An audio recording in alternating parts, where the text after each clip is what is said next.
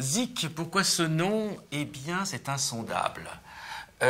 Une des seules explications, c'est que Henri Seydoux, le propriétaire de Parrot et l'ingénieur fou à qui l'on doit toutes ces inventions merveilleuses, il a son propre langage. Je connais Henri Seydoux depuis toujours, je connais son parcours, je le connais, je crois, assez profondément.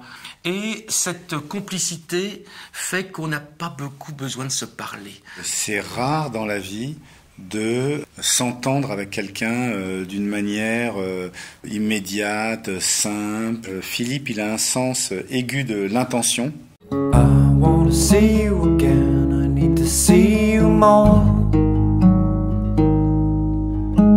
I want to see you again, I want to see you more. Aujourd'hui, les choses que nous faisons chez Parrot sont principalement animées par des idées qui sont des idées de software. Parrot, c'est une entreprise d'ingénieurs qui ont travaillé des années pour justement faire ces spatialisations et donner une ambiance beaucoup plus naturelle à la musique qu'on écoute au casque. Le casque, c'est quasiment un des trucs les plus difficiles qu'on ait imaginé parce que c'est d'une certaine manière l'objet le plus banal. C'est assurément un des produits aujourd'hui, malgré une apparence relativement simple et humble, les plus aboutis dans l'ergonomie intuitive. Il est totalement équilibré pour être un produit presque disparu, comme un prolongement simplement du corps humain et de ses nécessités. La gestuelle est sidérante puisque vous avez simplement, pour le faire fonctionner, à faire fou, fou, fou, fou, comme ça.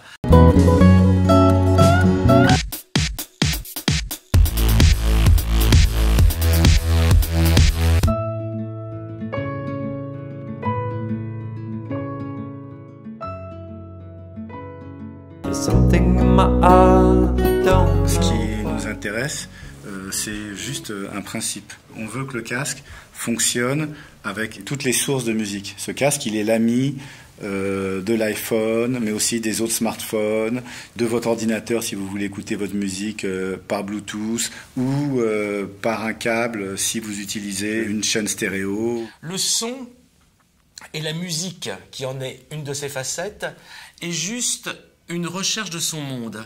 Et plus le son va se rapprocher de vous, plus la musique va vous plaire, plus vous allez y être confortable. Donc en fait, un appareil comme ça, c'est un univers. Et évidemment, moins il aura de boutons, moins il aura de contraintes. Je dois appuyer là, là j'ai une molette avec des petits crans pour que je sente bien. Plus il y aura cette élégance désincarnée, dématérialisée, plus vous serez efficace et heureux dans votre œuf.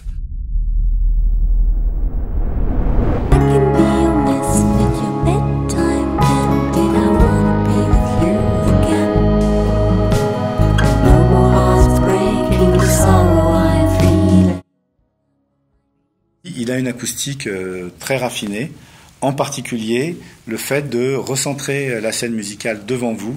Dans le casque, il y a une première innovation qui est qu'il suffit de défleurer le casque pour contrôler la musique. Une autre innovation qui est le contrôle actif de bruit. Et le contrôle actif de bruit, d'une certaine manière, il est souligné par ce dessin qui ressemble un peu à une oreille. Derrière cette oreille, il y a en fait des microphones qui captent le bruit. Et après, le système électronique va créer de l'anti-bruit. Ensuite, il y a un système très sophistiqué de détection de mouvement de la mâchoire, de manière à suivre exactement ce que vous dites et à vous permettre de téléphoner, même dans des endroits très bruyants. Un jour, j'ai demandé à Henri, finalement, qu'est-ce qu'il a de plus, celui-là? Il m'a dit, il y a simplement tout ce qu'ont les autres.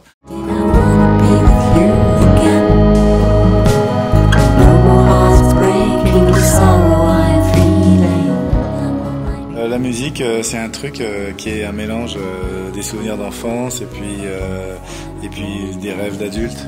C'est un explorateur et bâtisseur de votre monde. C'est quand même pas mal.